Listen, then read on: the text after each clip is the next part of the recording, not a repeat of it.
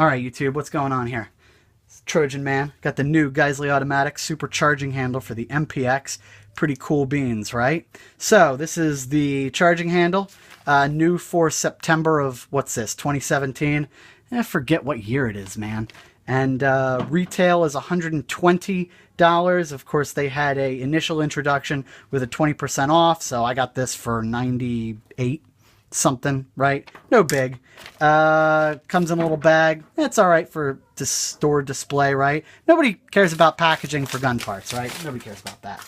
All right, so here's a stock one. Here's a super one. And what's the difference? Well, the Geissele is bigger in about every external dimension, but the depth of the U channel, which is this little, I guess there's a little cutout for gas to flow around the top of the carrier here. So I'm not certain of its function other than to maybe lighten the handle a bit or something. But it's not like an AR-15 where the gas key has to be able to ride in this channel. The mating surface of the MPX, because it's a gas operated, the piston pushes against that part of the carrier and it goes back on the recoil springs like a dice, right?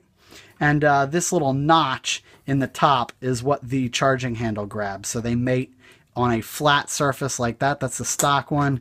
This is the super one. Looks to be about the same. They function the same. So, you know, I've dropped it in. There's no functional difference. But the Geissele one is bigger in every external dimension. It's 25 thousandths bigger width-wise, and it's about 5 thousandths taller height-wise in this main section. Additionally, this rear section, let me make sure you can see that. You see that there's a little step there at the back. The stock one does not have that feature. So no step here. There is a little step here. And that just kind of tightens up the play in the back when the handle's in the closed position. I don't know how much gas that's blocking. Most of the gas is going to be blocked by, and you can probably clearly see this one, is that there's a, yeah. So there's this little horseshoe, like on a lot of other charging handles for the AR-15 and that sort of thing. So that just kind of gives you a better fit against the back of the upper receiver. So anyway, other major changes. I mean, they function exactly the same. The stock has 2 latches. The Geissele only has 1. Of course, you only really need 1. The stock one, whether you actuate the right or the left, both hooks actuate. The Geissele unit, of course, if you pull on the right side, both of them will move. If you pull on the left, however, only the one moves, right? So there's no excess, I don't know, there's no need to move both of them.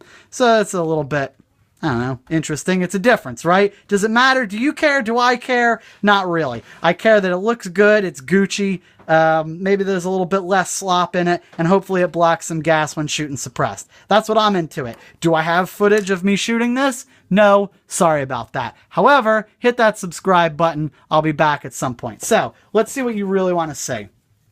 I'll show you the stock one first, and this works a lot like an AR-15. There's a cutout in the upper track for the charging handle that all you got to do is find that little notch, shove it in. The bolt, of course, has to be in the forward position to go in, right? So here's a stock one, and there's a lot of play here. It's just kind of wiggly, right? Even in the closed position.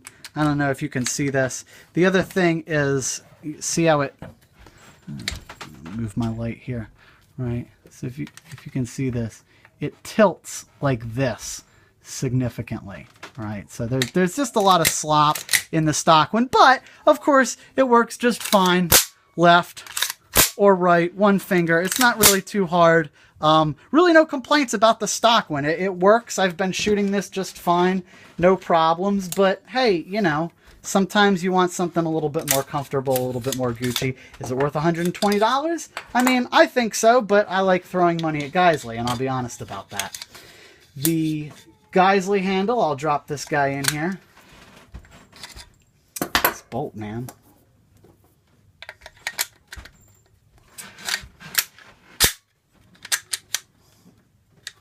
Okie dokie.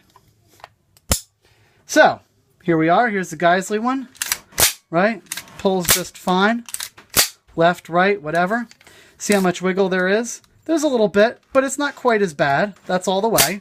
And even when closed, right, you can see that little step, hopefully, taking up a lot of the slack there, right? So it's a lot less wiggly at the back.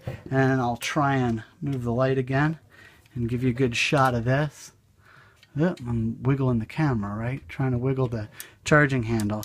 There's a lot less torsional wiggle to it.